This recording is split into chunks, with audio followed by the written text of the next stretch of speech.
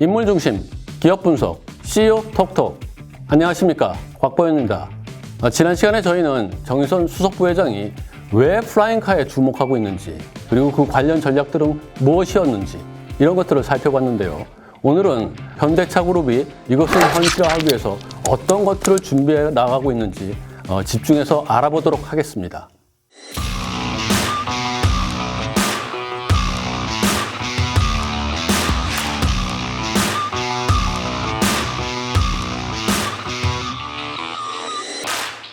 네, 오늘도 그 비즈니스 포스트의 남현 기자가 자리를 함께하고 있습니다. 네, 안녕하세요. 비즈니스 포스트 남희영 기자입니다. 예, 그 일부에서 저희들이 살펴본 것처럼 정의선 부회장은 확실히 플라잉카에 대해서 주목하고 있고 좀 그 청사진을 좀 구체적으로 그리고 있는 것 같습니다. 하지만 플라잉카가 과연 그 실제로 구현해질 수 있을까? 여기에 대해서도 전문가들의 의견이 좀 갈리고 있거든요. 그리고 지상에 있는 완성차만 만들어 왔던 그런 현대자동차가 정말 하늘을 나는 그런 새로운 개념의 운송수단을 해낼 수 있을까? 여기에 대해서도 굉장히 의문점이 제시되고 있는 이런 상황이거든요. 그래서 정의선 부회장이 이야기하고 있는 하늘을 나는 자동차란 구체적으로 무엇인지, 그리고 이것이 구현되려면 어떤 시스템이 필요한지 이것 좀 구체적으로 좀 소개를 해 주시죠. 현대차가 CES에서 제시한 화두는 미래도시였습니다. 플라잉카와 더불어 자율주행 전기차에 기반한 지상 운송수단, 그리고 이들이 결합하는 허브 공간이 세 축입니다.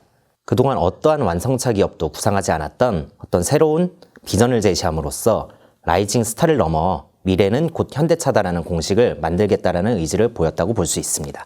플라잉카가 있고, 그리고 지상에는 자율주행과 같은 그런 모빌리티가 있고, 이것을 연결해주는 허브가 있고, 또 그리고 모빌리티는 그냥 단순히 이동수단이 아니라 호텔, 약국 이런 것까지 될 수 있고. 그러니까 한마디로 얘기해서 이 트랜스포테이션 시스템 전체를 지금 들고 나온 것 같은 이런 생각이 드니까 진짜 공상과학 영화 같은 그런 느낌이 좀 듭니다. 그리고 정말 그런 사례를 우리가 실제로 눈으로 본 게 없으니까 이게 진짜 과연 가능할까? 이런 의구심까지 좀 들기도 하고요.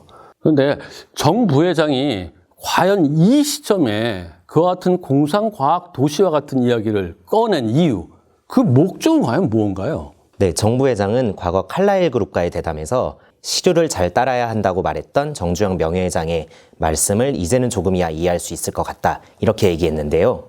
이런 맥락에서 비추어 보자면은 정 부회장이 바라보고 있는 자동차 산업의 격변은 자율주행과 전동화, 커넥티비티를 넘어 결국은 하늘을 나는 자동차가 나오지 않겠느냐, 그러한 시장으로 빠르게 변화할 것이다, 이렇게 본 것이라고 볼 수 있습니다. 결국 미래가 어떤 지점으로 향하게 되어 있다면 정 부회장이 먼저 그 자리를 선점해 현대차가 미래를 리드하는 기업으로 그렇게 만들겠다라는 변화의 방아쇠를 당겼다고도 볼 수 있겠죠. 하지만 이런 그 낙관적인 비전 못지않게 그 해결할 과제들도 굉장히 많다, 이런 지적도 좀 나오고 있거든요.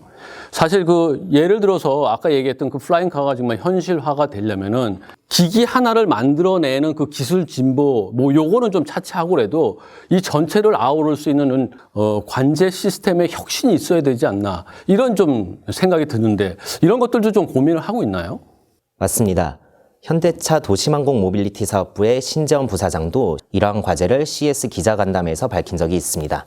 신 부사장은 당시 도시망공 모빌리티 사업에서 성공하려면 정부 차원의 많은 지원과 협조가 필요하다고 말했습니다. 비행체를 충분히 테스트할 수 있는 공간도 확보해야 하고 기존의 항법 체계와 충돌을 피할 수 있는 새로운 항법 체계도 개발해야 한다고 강조하기도 했습니다. 네, 그와 같은 정부 차원의 지원이 꼭 필요한 것 같습니다. 그런데 그 정부 차원의 지원을 넘어서 정의선 부회장이 집중해야 될 그런 과제가 있을 것 같거든요. 이걸 또 해결해야만 되고요. 정말 무턱대고 아무거나 막 이렇게 해볼 수는 없는 일인데, 정 부회장이 지금 바라보고 있는 어떤 롤 모델, 그리고 벤치마킹 해야 될 그런 사례들은 어떤 게 있는지 이런 게 있을 것 같거든요.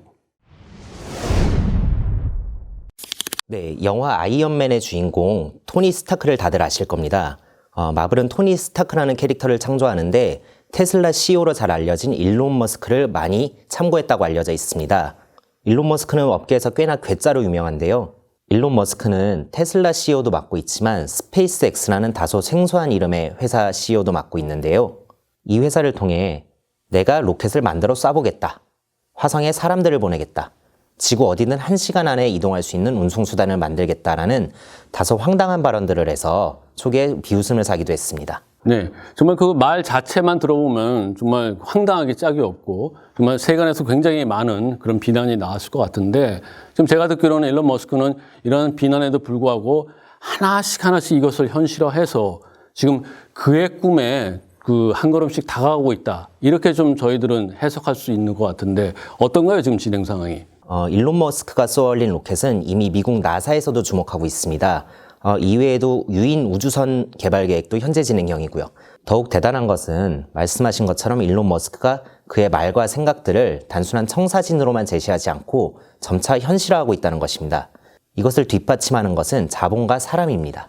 자본과 사람, 결국 돈과 그 인재를 얘기하는데 말은 쉽지만 실제 기업을 운영하면서 이 두 가지를 양손에 다 잡는다는 일이 그렇게 쉽지만은 않을 것 같습니다.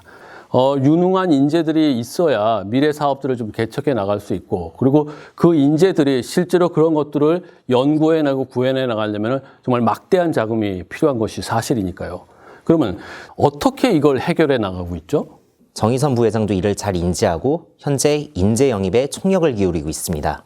정 부회장은 플라잉크를 전담할 도시항공 모빌리티 사업부에 미국 나사 출신의 신재원 박사를 이미 영입했고요. 지난 1월에는 항공우주 컨설팅 기업 출신의 마렐라 콘이라는 인물을 글로벌 전략 운영 담당 부사장으로 불러들이기까지 했습니다.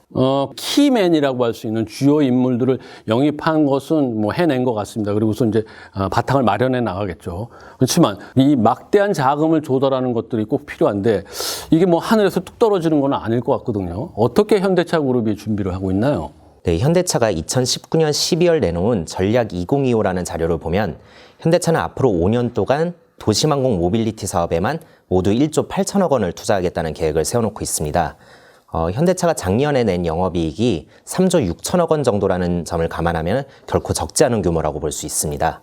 현대차의 현재 영업이익률은 3% 수준에 머무는데요.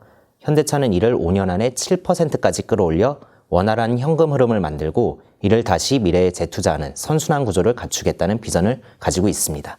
네, 그렇군요.